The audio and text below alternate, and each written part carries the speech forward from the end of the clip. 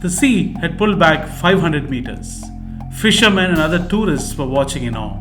After all, the story of the 7 pagodas does not seem totally unbelievable. Mahabalipuram is a port town and a UNESCO World Heritage Site located 60 kilometers from Chennai. This city was built between the 3rd and 7th centuries by the rulers of the Pallava dynasty. The town derives its name from the Pallava ruler from the 7th century named Narasimhavarman I. He was one of the greatest fighters and wrestlers at the time. And he was often called as Marmalan by people of the town. Marmalan translates to a great wrestler. Referring to this adage, people were calling this town as Mahabalipuram, which eventually became Mahabalipuram. There are also various stories about how Vamana, the 5th avatar of Lord Vishnu, had killed the great ruler Mahabali, and that's how it became Mahabalipuram, although there is no enough evidence to prove that. There are quite a few fascinating things about Mahabalipuram. It is believed that the urns and jars belonging to the 1st century were discovered in Mahabalipuram. Also, Chinese and Roman coins that belong to the 4th century were also discovered, which goes out to prove that Mahabalipuram, the great port town, has been a very active hub for global trade, the land of the 7 pagodas.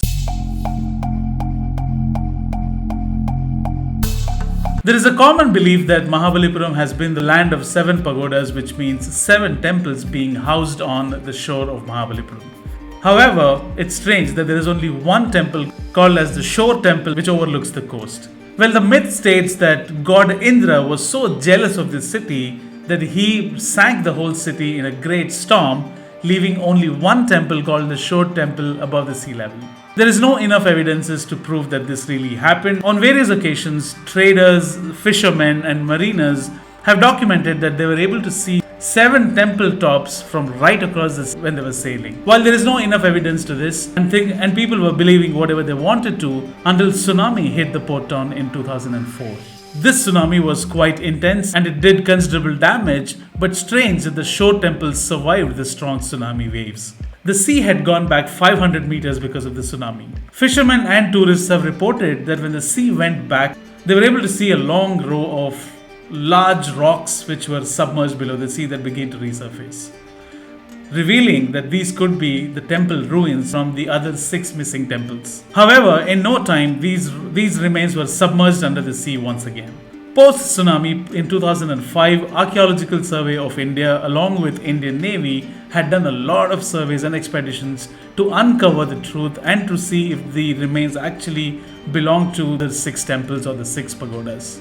In this project that they have undertaken, they have seen a lot of remains being unearthed, and there are sculptures of peacocks and lions that were brought out of the sea. Well, they have enough evidence to say that these belong to the times of the Pallava dynasty, which means that there could have been 6 temples that got submerged under the water in the course of time. The Archaeological Survey of India, performed along with Indian Navy, they unearthed different platforms, various rocks, various stages that were made out of single rock, and they used sonar navigation to identify any pieces of remains that remain under the sea, which they brought back to the shore.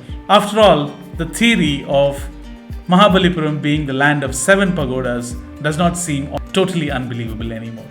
Thank you so much. My name is Casey. See you again with another interesting session. Cheers.